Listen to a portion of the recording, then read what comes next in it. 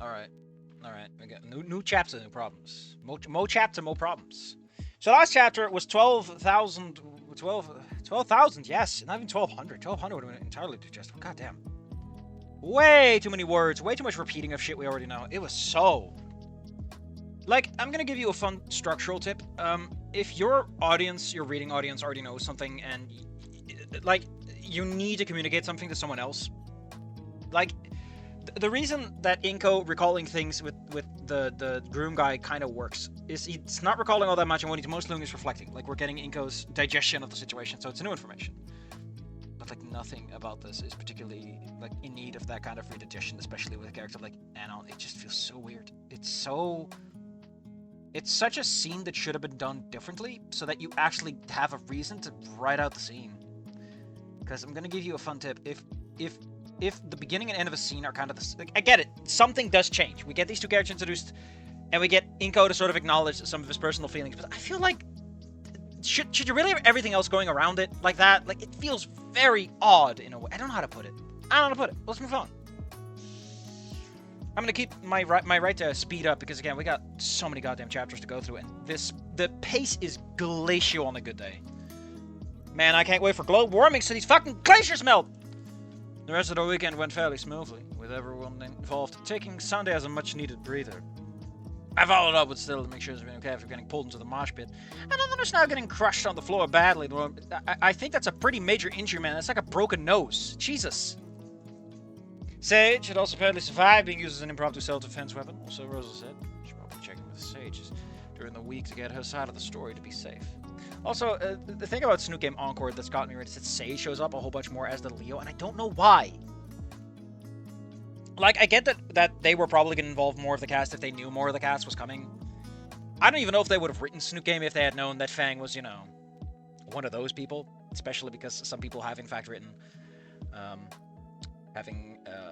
Mr. Aaron Ripley. Having Ripley straight up say shit like Sandinos and stuff. So in that regard, right, there's a certain irony to the fact that the limited information might have been facilitated in the first place, because if they had known everything, they probably not gonna write about that. If only because they would have written something so hot dog shit that no one would have ever helped them, and like, had they come later, Snoot Game would have been hot garbage, because they never would have gotten the correction run, because the people at Right Now would have been like, my god, you people are just the worst. This is too far even for us. Which, I don't know, I just feel like it's a lot of things coming together just right. I don't know if they would have handled Sage properly. Like, remember, I don't know how much they knew about these characters being, you know, LGBT and everything. Like, how much of that was known at the time anyway? Especially with Rosa being apparently kind of a late inclusion. Like, it's so weird, right? How much of this relied on things getting messed up? Ugh. It's just weird. The good news was, report of injuries aside, Rosa and Stella had gushed quite a bit to me in our group chat about how much they enjoyed the music. Why did you? You didn't make music. You literally were just the guy that invited them. Shouldn't they be like, oh man, thank you for inviting us. Can we send them our regards or something? So weird. Like, again, this makes way more sense if you're actually performing dipshit. Stella bought the CD and the t-shirts. I don't... Why? Just say they bought some merch. We don't need the fucking details. It's like, I get what you're doing. It's like, yeah, this happened, but like, you're not writing a history book, man. Even history books omit a lot of details. No one gets into the nitty-gritty of how paper is exchanged.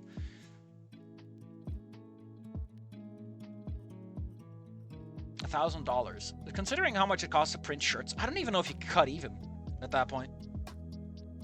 At least if you're not using like the good stuff. Like if you go to a place that has like a floor and everything and like space, I'll assure you this shit's expensive. if you want to get the fancy people who have like a printer in the back and are like, we're gonna charge out the ass because we do this like once a week. It's artisanal. Pulls down the lever for the machine. Oh, smart moves out of an entry fee. I mean, you're fucking teenagers. You're in high school. You don't charge for most of your shows.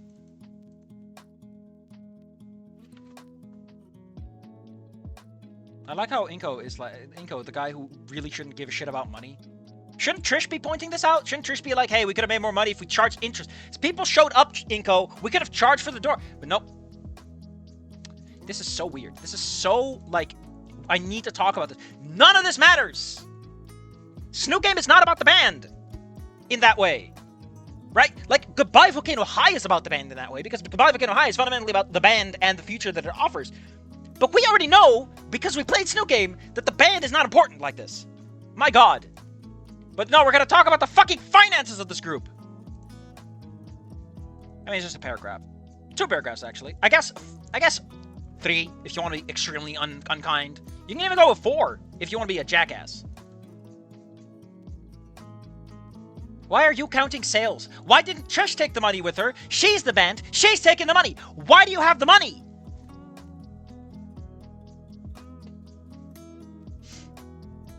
How much would Olivia charge? She's a fucking high schooler. She'll charge, what, $100? I mean, if it's commercial rights, it's a bit different, I guess. Olivia could probably be like, hey, you're gonna sell, like, what, 100 shirts? I deserve a pinch of that. Not royalties, per se, but... I realized pretty quickly, neither of us had any idea what we were doing.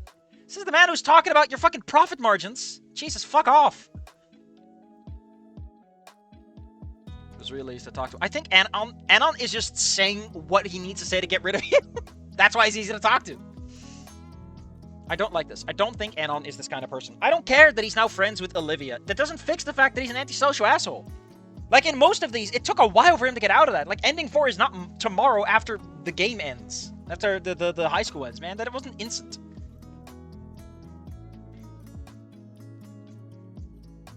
God. Oh, they are cousins. Oh, great. We're keeping that fucking detail.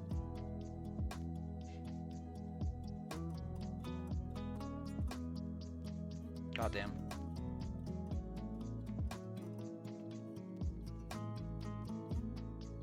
So let's make this clear. How many words did we fucking waste on the logistics of a band that ultimately is not all that relevant? Like, you could just be like, oh man, that was great. That was fantastic. What a great time I had. I made some money. We all got along. Everything went fantastic. 600 words. Almost 10% of this fucking chapter is shit that honestly should have either been in the other chapter as like the wind down for the chapter. Just like, I went home, I counted the money, I found out this, they bought that, and then they talk about, I got in contact with Anon and I quickly found out he didn't know anything. It turns out he's my cousin. Why is this so wordy about it? Like, this implies that this shit is super important, but is Anon even coming back? Do cameo characters come back more than once? They usually don't. Like, Adam West from TV showed up like once to take a picture. Well, never rolled around, was every school, couldn't have a sense of foreboding. Oh no, bang! The school shooting isn't until after prom! God dang it, can't you stick to the schedule? There was also whatever had gotten Trish to be so pissy at the show. It's because Trish didn't get to take her fucking carf! Bitch needs her weed! It's a to school, my phone buzzed. Checking it, it's not, oh no. You could talk to me by the gardens? Listen, Ingo, we all know that this is about him telling you about how the birds and the bees work. We just know deep in our guts that he's gonna tell you about the penis. Guess I did totally blow off whatever I wanted to talk about the tie last week.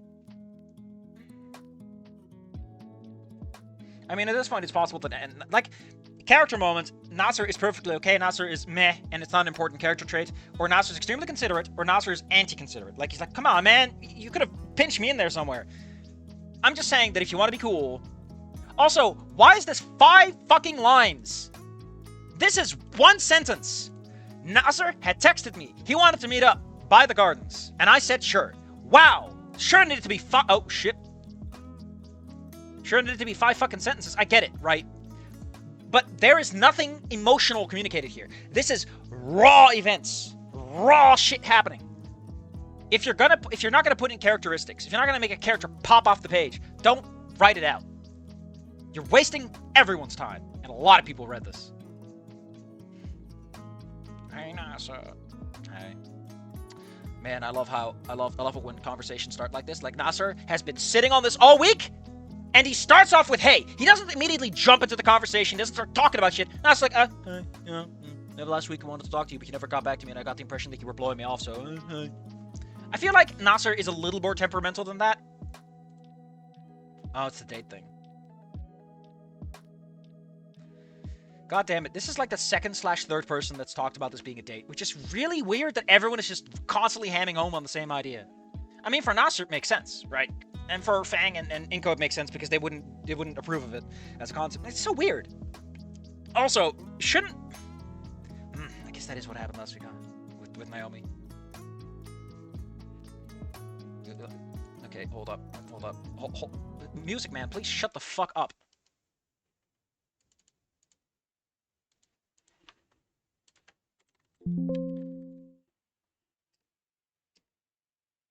Remember last chapter when Inko said, you like off Taros, don't you, Inko? You like my sister, don't you, Inko? We're just...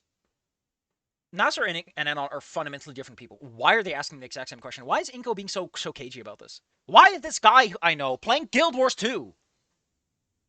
I mean, I know why. Because he likes Guild Wars 2. She likes Guild Wars 2. God damn it, I'm so bad with this shit. Point is, I appreciate that you're being such a white knight, Inko. More annoyed. He doesn't come across as annoyed. Also, if he's this is such a tepid way of doing it. You want to know how you start off the scene? Have Nasser just go right into it. Nasser starts off with, "Hey, so I heard you dated my sister, buddy." His dad might have brought it up because Naomi likes to talk. I feel like, given the context of what we know, Nasser should have been more aggressive. Just jump straight into it. None of this fucking dancing around. Dude, I wanted to talk to you about this date. You blew me off the whole week. Come on. If it's supposedly mild anger, why is he so tepid about it? Jesus Christ. And then you can have him blow this off because he's like, oh shit, I got more important shit to worry about. Instead of him being like, I'm a master manipulator. I shouldn't derail the conversation. Urgh. Fuck off, Inko. Sorry. Hold up. Fuck off. Arlach. Arlach. Arlach? I like to go with the Scottish. I wasn't even sure what the goal was. He wants to... Jesus Christ, Inko, you're an idiot.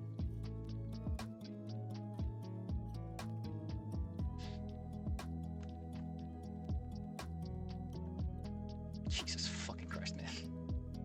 How many times, Inko, do you have to tell every single person in your life individually that you like their sister? His sister. His sibling! Whatever!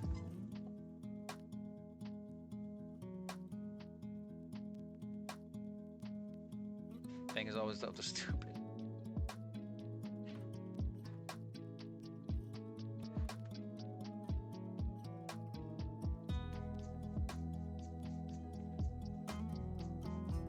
What would Dad think of the kids? What? You mean you're his kid, man?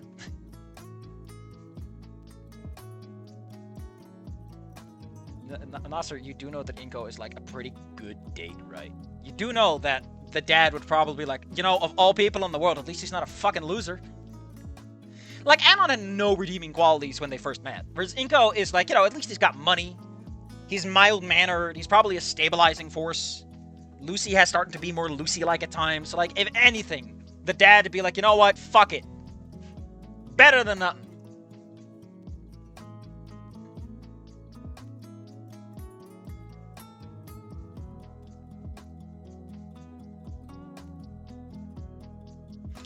Get rid of the sentence. I've said this 1,000 times, but like you've already implied what needed to be said. You've already talked about he's got the same burnt out tired, and he's like he was stressing himself. Yes, that's what you just described. Why do you insist on doing both?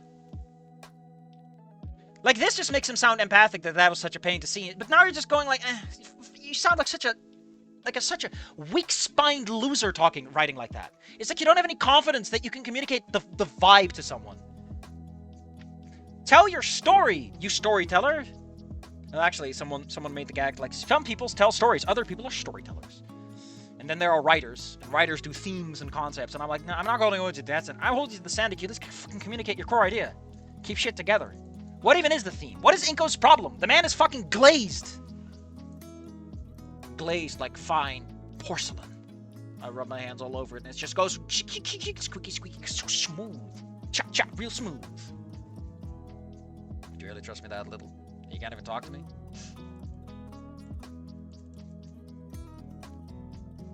I like it, Inko, you blew him off for a fucking week! What are you talking about? You didn't go talk to him! Oh my god!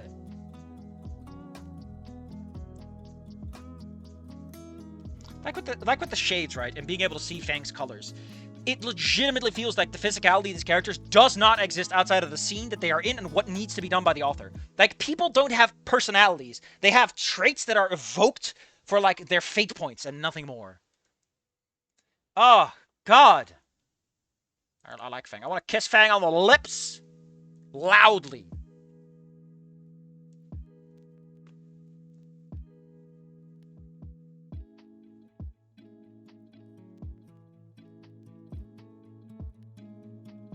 Again, this should just be one sentence for readability's sake, and you can get rid of that I said, which looks so goddamn stupid in this context.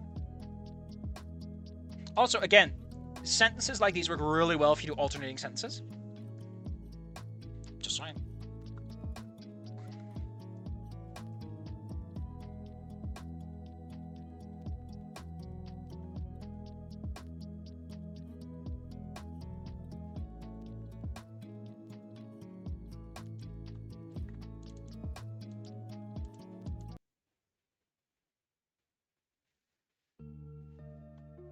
Oh shit, I got the wrong one.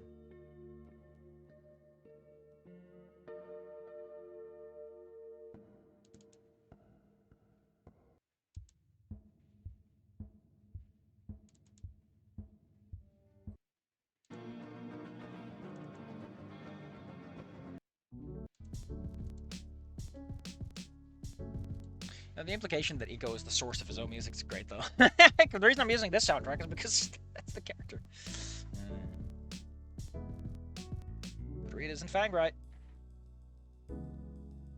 Look, Nasser, I like Fang. I haven't told him that or anything. There's a lot going on. Fang's got a lot to do, and would I trust them?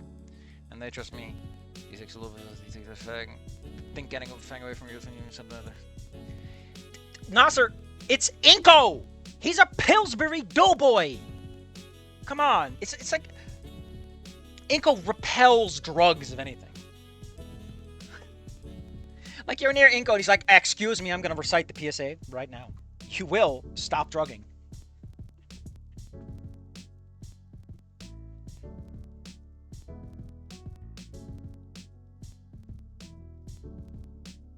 How'd you come to that conclusion? We just talked about it, Inko. Even if I want to trust the both of you, I can't really bring myself to. Oh. Okay, can we please stop using the word supporting in this context? I fucking hate how everyone uses that term and they just don't know what it really means. They're like, oh, it means you let people solve their own problems. Like, come on, man, it's not that simple. Like, as a writer, yes, you can make it that simple, because that's the power of writing, is you can make things cohesive and tell your narrative. But the problem, you gotta avoid shooting yourself in the foot by implying that what you're actually doing is you're contriving situations. But that's the art of writing, innit?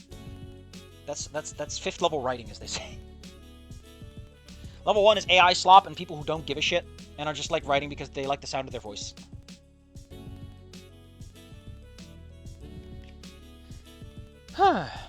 Just talked about it. I want to trust you where to go, but the truth is I know it. Fang being themselves over the massive century.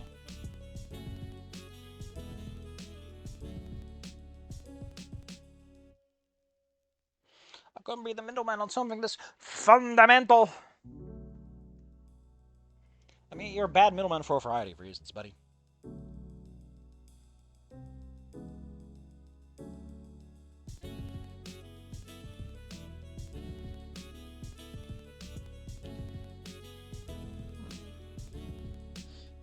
Does this guy ever start? Hold up. Something I wanna look up. This is a really weird thing that just got into my head. Does this guy ever start a paragraph? Okay, there you go, checking it, so he does do it. It's just how often this starts with I, and like no emotional through line. I was wondering if does this guy ever start a sentence with a gerund, with an active action? Which would be weird, because everything is in fucking past tense! How could you do something in a gerund, in an active tense, if we're doing it in passive tense, too? I'm just saying. There's some quirks. I don't think none of this matters. We're basically repeating a whole bunch of shit, which should happen in, like, ending 3 at the stage.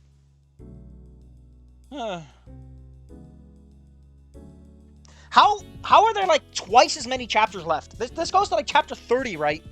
What the hell happens? We're resolving some pretty key conflicts here.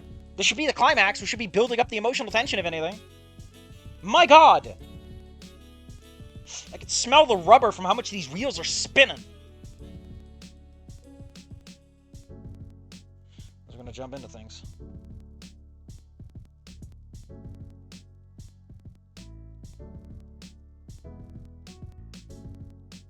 Again, I'm gonna point this out. He says... There's something about the sentence structure that doesn't sit right with me. That he goes, I said joining him. I mean, it's perfectly fine because this is already the past tense and this carries on from that, but... Am I a nitpicking? I might be nitpicking a few things there, though. Oh well.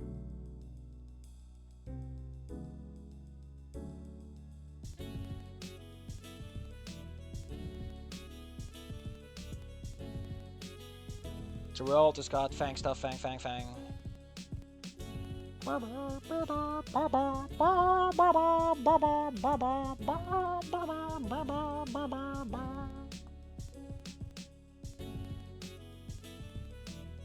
This isn't very no I wish that was abuse of power. Goddamn, how that fact that managed to stop him right shows that Inko has white guy privilege.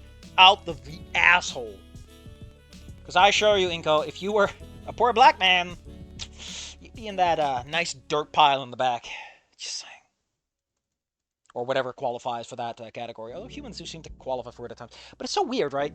It's kind of a weird... there's an oddity, a little vibration going on the surface that doesn't sit well with me. It's like it wants to have its fantasy racism, but it doesn't quite resolve where people end up on the power ladder. Like, the systems of power seem to have some kind of built-in racism or residual racism, but no one's willing to talk about how it was supposed to click together, right? Because we got the T-word. We got that. But a lot of dinosaurs seem to be positions of relative power. Dynamo owns his own business. We got a chief of police who's a dinosaur. I'm just saying. Then there's Principal Scalar. There's Superintendent Whale. Although, admittedly, I am coming around to the idea that maybe Wani and this are meant to be adjacent, but not necessarily the exact same world, because there are some odd friction points that don't quite click together like Lego bricks.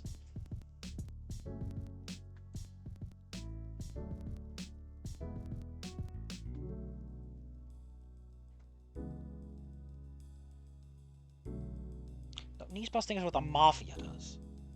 The Yakuza will cut your finger off, and the cops, though, this is, I don't know, this bury you or something, I don't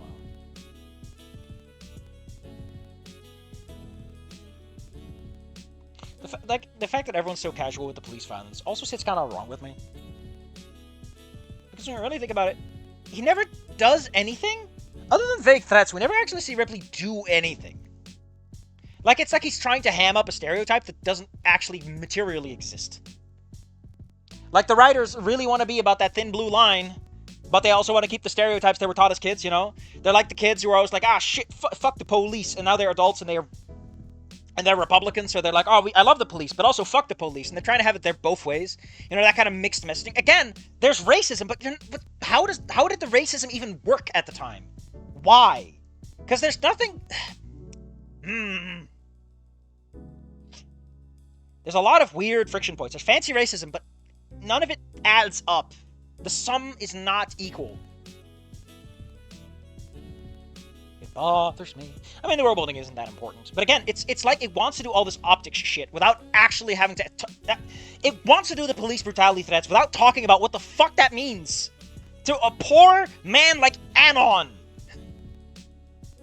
It's weird, right? Again. So, how fucking long did this take?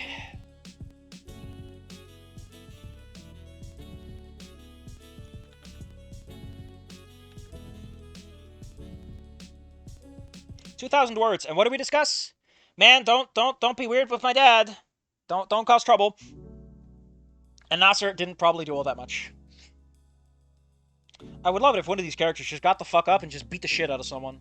Just give me some physicality instead of everyone being so horribly polite. You're teenagers, you're emotional, you're hormonal. Nasser's worried out of his ass that his dad is about to kick his fucking ass, so he's like, come on, Inko, you're a goddamn loser, stop. I don't know. Maybe I just prefer my dramatics to be a bit more of the higher end. Maybe I'm just bored out of my ass at how humble everything is. I gave her the abridged version. You sure as fuck ain't giving us the abridged version of anything. Jesus.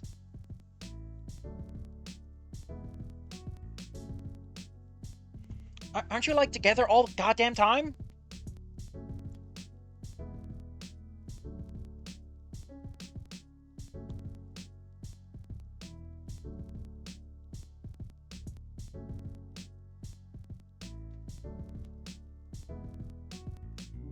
Well, that's interesting. That's weirdly confrontational for a guy who, in much of Wani, is kind of established being a bit of a goober. You know, Pillsbury Doughboy. He wants to talk about the whole thing that happened Saturday. Look at Enko solving his life's problems.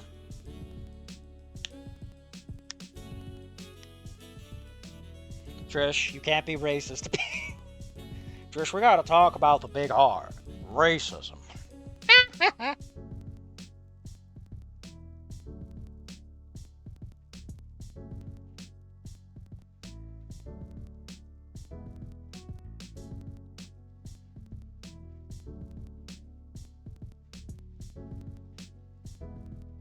Sorry, I'm kind of jiving to the song here.